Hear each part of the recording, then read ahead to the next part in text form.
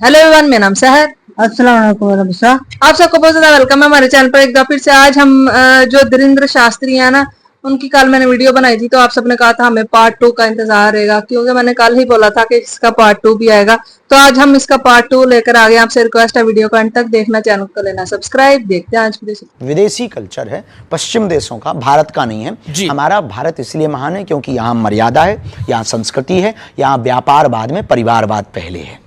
तो हमारे भारत में परिवार की प्रमुखता है, हमारे भारत में मर्यादा है, हमारे भारत में प्रभु श्री राम का चरित्र इसलिए गाया जाता है कि सूर्पनखा जैसी एक दूसरी स्त्री प्रपोजल लेकर आती है तो भगवान राम कहते हैं कि हमें स्वीकार नहीं है, एक पत्नी व्रत धारण करते हैं। ये हमारा भारत है, ये हमारी मर्यादा। और रामचरितमानस की खूबी देखना, राम जी के सामने जब सूर्पनखा कहती है कि तुम सम पुरुष न मोसम नारी, आपके समान पुरुष नहीं, हमारे समान नारी नहीं। हम युवान बच्चों को, रामायण पढ़ने वाले प्रेमियों को कहना चाहेंगे, जरा सीखना प्रभु श्री राम से। जो लोग कहते हैं कि हमारी गलती नहीं है, उनको सीखना चाहिए कि वो बहका दिया इसलिए हम बहक गए। उनके मुंह पर यह सबसे बड़ा तमाचा है रामचरितमानस का पात्र कि जब सूर्पनखा आती है, वो कहती है कि आपके समान पुरुष नहीं, हमारे जैसी नारी नहीं। तब राम जी जवाब उससे बात उससे करते हैं, लेकिन सीतः चितः कही ते ही बाता, देखते जानकी माता की तरफ है। बात सूर्पनखा से करते हैं। किसी ने पूछा कि बात आपसे सूर्पनखा कर रही पर आप देख जानकी जी की तरफ क्यों रहे? तब प्रभु श्री राम ने जवाब दिया कि कोई पराई नारी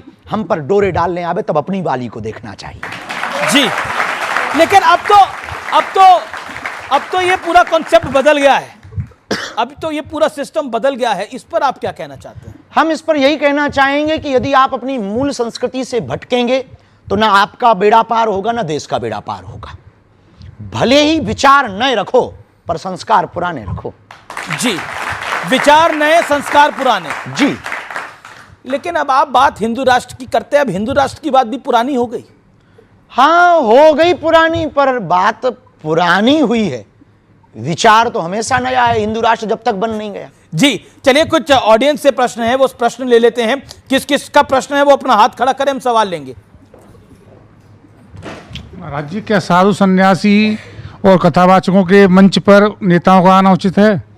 देखिए, राजपीठ और व्यासपीठ दोनों एक दूसरे के पूरक हैं। व्यासपीठ जो परंपरा और जो संकेत करे, उसमें यदि राजपीठ के लोग सुधार के लिए, अपने जीवन में आत्मसात करने के लिए आते हैं तो कोई बुराई नहीं है। हम जिस सनातन धर्म व्यासपीठ की परंपरा में बैठते हैं, उस व्यासपीठ से बिगड़े को भी गले लगाने की क्षमता रखते हैं। फिर राजनेताओं की तो बात अलग है।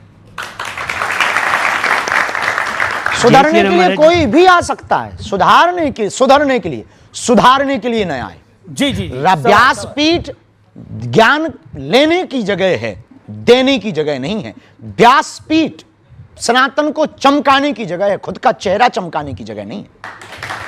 सवाल।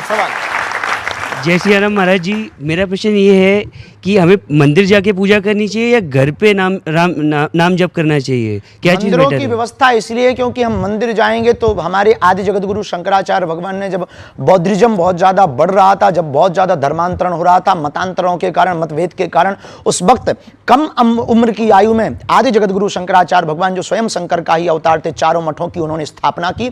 मंदिरों की स्थापना करने के पीछे एकमात्र ध्येय यह था कि भगवान तो मन मंदिर में बैठा है, लेकिन यह भव्य मंदिर इसलिए बना करके मठ की स्थापना की कि हिंदू यहां आकर के विचार करे और अपने सनातन को बचाने के लिए एकता करे और एकजुटता में आवे। इसलिए मंदिरों में शांति, हवा सब जगह है, लेकिन जब भी आपको धूप या गर्मी लगे तब पंखा के नीचे ही हवा लगती है। ऐसे ही परमात्मा सब जगह है। जी, अगला सवाल खड़े होकर पूछिए, क्या सवाल है? सॉरी, जय श्री राम गुरु जी। जय श्री राम। आपकी जो पदयात्रा होने वाली है नवंबर में, मैं उसे पूछना चाह रहा हूँ, आपके उस टाइम पे असहनीय हो जाते हैं, पैरों में बहुत स्वेलिंग हो जाती है, खून भी निकलने लगता है और ये सब बहुत परेशानियों को आपको सामना करना पड़ता है, उसके बाद भी आप करते हैं, तो उससे क्या संदेश देना चाहते हैं या क्या आपका उसका मेन? बिना तप के कुछ भी प्राप्त नहीं किया जा सकता है। ये देश और दुनिया है, यहाँ पर दीपक भी तब तक उजाला नहीं दे पाता जब तक वो जलता नहीं है। जब बिना जले उजाला नहीं दे सकते हो तो बिना चले आप देश को सुधार नहीं सकते। एक सवाल, जो सवाल पूछा उसी से जुड़ता हुआ सवाल है मेरा। पैरों में छाले हो जाते हैं, पैरों में से खून निकलता है, मिलता क्या है बदले में? और विपक्ष गालियां ही देता है, या फिर कहें कई आपके जो विरोधी हैं वो आपको गाली ही देते हैं। क्या कहना चाहते हैं? कुछ नहीं, धन्यवाद है, सेम टू यू है उनको। अच्छा, एक आप पर आरोप है आरोपों की झड़ी लग रही है। सवाल ले लेते हैं, क्या सवाल है आपका, बोलिए। सर छत्तीसगढ़ बस्तर का हूँ सर। बहुत अच्छी जगह है। सर सवाल ये है कि धर्मांतरण को लेकर जो बस्तर में भोले भाले आदिवासी जो धर्मांतरण का शिकार हो रहे हैं, उसके लिए आपकी योजना क्या है सर? क्योंकि अभी हर तो ये दूसरे सब दिन यात्राएं हम कर ही रहे हैं। भविष्य में छत्तीसगढ़ में रथ यात्रा करेंगे और उसकी योजना सिर्फ यही है कि हिंदू को स्वयं जगना पड़ेगा। एक अकेला धीरेन्द्र कृष्ण शास्त्री की जिम्मेवारी नहीं है भारत को हिंदू राष्ट्र बनाने की, हॉस्पिटल बनाने की या धर्मांतरण रोकने की। इस देश के प्रत्येक व्यक्ति को बाबा बागेश्वर बनना पड़ेगा, तभी भारत हिंदू राष्ट्र होगा। जी, लेकिन अब मैं आप पे, यही हमारी योजना है। आप पर एक आरोप है कि आपका पॉलिटिकल झुकाव जो है वो एक पॉलिटिकल पार्टी की तरफ है। नो, बिल्कुल भी नहीं। ऐसा हमसे कहा सब जाता जुड़े हैं। हमसे हमारे मध्य प्रदेश के कांग्रेस के पूर्व मुख्यमंत्री कथा करवाते हैं, कमलनाथ जी। वहां के पूर्व मुख्यमंत्री रहे, उनके सुपुत्र दिग्विजय सिंह के सुपुत्र जयवर्धन जी हमारे मंचों पर आते। हमारी बहुत निजता मैं भी है, बताता बहुत हूं प्रेम भी है। ये क्यों बोला जाता है। हाँ। इसी साल फरवरी के अंदर मैं अपने जो आप पे आरोप लगता है उसको आगे बढ़ाता हूं। इसी साल फरवरी में प्रधानमंत्री नरेंद्र मोदी आपके बुलावे पर बागेश्वर धाम पहुंचे थे। उन्होंने आपको अपना छोटा भाई कहकर संबोधित करा। तो आपके विरोधी कह रहे हैं जो मोदी का छोटा भाई है वो तो संघी है। वाह, ये कोई बात हुई है कि उन्होंने छोटा भाई कह दिया तो हम संघी हो गए हैं? अब आपने हमको भाई कह दिया तो क्या हम पत्रकार हो गए हैं? ये आरोप वाले भी ना बिना खुजली के आदमी हैं। लेकिन अब मोदी जी ने आपको छोटा भाई कह इसमें दिया, दिक्कत वो भी क्या है? आपको विवाह की सलाह देके गए थे। जी, वो भी तो विवाह की सलाह देके गए थे। निश्चित रूप से वो बहुत, उनका विजन मिशन बहुत अच्छा है। हम इस बात में देखिए, हम एक बात कहें, वो प्रधानमंत्री हमारे हैं, इस देश के प्रत्येक नागरिक के प्रधानमंत्री हैं। प्रधानमंत्री का कर्तव्य है प्रजा से प्यार करना। जी। ये प्रधानमंत्री क्योंकि उस पद पर बैठे हैं, उनका प्रजा से प्यार करना कर्तव्य है। और हमारा एक पीठ के पीठाधीश्वर होने के नाते, एक सनातन के सिपाही होने के नाते हमारा कर्तव्य आमंत्रण देना। हमने सबको आमंत्रण दिया और आपके मंच से हम फिर कहना चाहते कि 2026 में 15 फरवरी को फिर से 300 मातृ पितृहीन हम बेटियों का विवाह करवा रहे। यदि किसी पार्टी के नेता के अंदर भाव जगे, हमारी प्रार्थना है सपा, बसपा, कांग्रेस, बीजेपी और निर्दलीय जितने दल हैं, उन सब से प्रार्थना है, उनके चीफों से प्रार्थना है, यदि आपके अंदर भाव जगे हमारा आमंत्रण स्वीकार करें। अब मोदी जी आपको छोटा भाई कहते हैं। वो हमें छोटा भाई कह के गए, ये लोग और आवे तो हमको और छोटा कह दें, हमें दिक्कत नहीं है, या बड़ा कह दें, हम मना नहीं करेंगे। सबके भाव है, उनका विजन मिशन बहुत अद्भुत है। इस देश में ऐसा प्रधानमंत्री आया जिसने राम की भी चर्चा की और आम आदमी की भी चर्चा की, खेल की भी चर्चा की तो रेल की भी चर्चा की। एक ऐसा प्रधानमंत्री आया जिनके सामने राम जी भी विराजमान है, कृष्ण कन्हैया भी बैठेंगे। जी, चलिए, आपने कृष्ण कन्हैया की बात करी। मोहन भागवत ने बोला कि अयोध्या, मथुरा, काशी हिंदुओं का मूल मुद्दा है इस देश के अंदर। आप इससे सहमत हैं? हम संभल को भी जोड़ रहे हैं, संबल को भी जोड़ रहे हैं। देखिए, ऐसे समझो, बिना तर्क के थोड़ी समझना है। तुम लोग ना तुरंत ताली ठोकते हो। त्रेता में राम जी प्रकट भय, बात सही है, तो अयोध्या में राम जी बैठ गए। अब आता है दूसरा युग, कौन सा? द्वापर, तो बैठेंगे कौन? फिर आएगा कलयुग, तो संभल। तो संबल में भी तो नरेंद्र मोदी हो ही आए हैं, प्रधानमंत्री तो संबल हो ही आए हैं, कल की धाम। बहुत अच्छी बात है, तो जाने में क्या दिक्कत है? वो तो देखो प्रधानमंत्री हैं देश के, वो कहे उनके पूरे देश में, वो हर गांव जा सकते हैं, कोई बुराई थोड़ी। हम राजनेता थोड़ी हैं कि हम टिप्पणियां करें इस पे। हम पे तो सनातन की बात पूछो भैया। अच्छा, सनातन की बात पूछने से पहले थोड़ी राजनीतिक बात पूछ लेता हूं। अखिलेश यादव का आरोप लगाया कि धीरेन्द्र शास्त्री 50 लाख रुपए लेते हैं, वो भी अंडर द टेबल। मिले नहीं है, इंतजार है कि कोई दे के जाए। हम तो कहते ऊपर टेबल पे दे जाए, बाढ़ में गया अस्पताल में लगाएंगे, भंडारे में लगाएंगे, वैसे ही अभी हम कर्जा में हैं, कर्जा चुका लेंगे। आप तो साधु हैं, संत हैं, बाबा हैं, आप क्या करेंगे इतने पैसों का? हाँ, हम कुछ करेंगे नहीं, बेटियों का विवाह करेंगे। जब इस देश में नाचने वाले करोड़ों ले सकते हैं तो साधु दक्षिणा लेकर के, जब इस देश में विमल गुटखा का, अन्य गुटकों का प्रचार करने वाला करोड़ों ले सकता है, इस देश में सट्टा खिलवाने वाला करोड़ों ले सकता है, इस देश में अश्लीलता, नग्नता फैलाने वाले सिंगर करोड़ों ले सकते हैं, तो साधु यदि 2-5 रुपया लेकर के गरीब बेटियों का घर बसवा दे, अस्पताल बनवा दे, तो बुराई नहीं है। देश के लोगों को दिल खोल करके करना चाहिए। हम चाहते हैं कि इस देश में हर व्यक्ति हमारे जैसा काम करे। लेकिन अब देखिए, आप कहते हैं कि किसी नाचने वाली को या फिर किसी नाचने वाले को इतने पैसे मिल सकते हैं। आपको इन नाचने वालों से, एक्टर से दिक्कत है क्या? संजय दत्त को आपके दोस्त किसी हैं? से दिक्कत नहीं, वो हमारे सब प्रिय है, हमें दिक्कत नहीं है। हमें दिक्कत है ये जो बीच में बोलने वाले खुजली वाले हैं उनसे। तो ये जो अखिलेश यादव जी का 50 लाख वाला बयान था, ये खुजली वाला है या दूसरा है? हम कुछ कह नहीं सकते, नेताओं पर हम कोई बयान देते नहीं, इस पर पर नेता तो आप पे देते हैं बयान। वो देते रहते हैं, चूंकि अपन तो साधु हैं, गंगा में तो सब स्नान करते हैं। अच्छा, ऐसा क्यों है? अखिलेश यादव भी आपको कहते हैं, तेज प्रताप यादव भी आपको कहते हैं, वो आपके बिहार दौरे से खुश नहीं थे? नहीं, ऐसा नहीं है। कुछ चीज़ें बड़ी बनाई जाती हैं, उनका मंतव्य बिल्कुल भी गलत नहीं होता है, और गलत होता भी हो तो हम कुछ कह भी नहीं सकते। देखो भाई, हमारे लिए सब समान है। जितने प्रधानमंत्री नरेंद्र मोदी जी प्रिय हैं, उतने ही कमलनाथ जी प्रिय हैं, उतने ही हमको अखिलेश जी भी प्रिय हैं, उतने ही तेजस्वी जी भी प्रिय हैं। हम सबके लिए साधुवाद आशीर्वाद देते हैं। भगवान करे उनको सद्बुद्धि मिले, और जो वो कह रहे हैं वो अपनी विचारधारा से। कई बार ना जब ब्रीफिंग फीडबैक गलत पहुंचती है तब व्यक्ति कुछ भी बोल देता। अब तुम्हारे कान में आके कह दे कि बाबा जी तो गड़बड़ है, तो हम कितने भी बढ़िया बने रहे, पर तुम्हारा कान भरने वाला इतना बोल दे तो आप उसी नजर से तो आपके बारे में कौन कान भर रहा है? हमें नहीं है पता है, अब वो जाने कि जिनके कान भरते हैं। अच्छा, हमें तो कोई दिक्कत ही हुई नहीं। एक काउंटर पॉइंट आता है, आप कहते हैं कि अब वो लोग क्या करते हैं, नाचने वाले क्या करते हैं, एक्टर क्या करते हैं, वो एंटरटेन करते हैं, और एंटरटेनमेंट की तो एक कीमत होती है हमेशा। हाँ, देखो, वो मनोरंजन करते हैं, साधु मनोभंजन करता है जी। दोनों में अंतर है।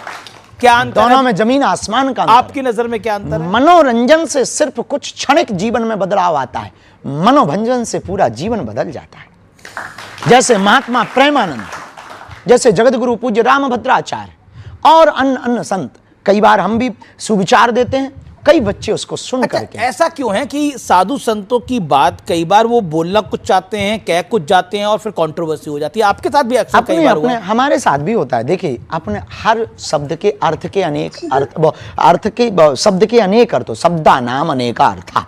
हर शब्द के अनेक अर्थ होते हैं, सबकी अपनी अपनी दृष्टि होती है। हम यहाँ खड़े हैं तो कहेगा बाबा चेहरा चमकाने आ गया, बाबा देखो मीडियाबाजी कर रहा है, बाबा को टीवी में बने रहने का बड़ा शौक है, बाबा को वायरल होने का बड़ा शौक है, बाबा तो दिल्ली में डोल रहा। कुछ लोगों का ये दर्शन है, बहुत बढ़िया है, कम से कम सनातन में कोई बोलने वाला तो है। कुछ ऐसा भी कह रहे हैं, कुछ ऐसा कह रहे हैं, अरे गुरु बहुत बेस्ट है, ये करोगे तभी सनातन बचेगा।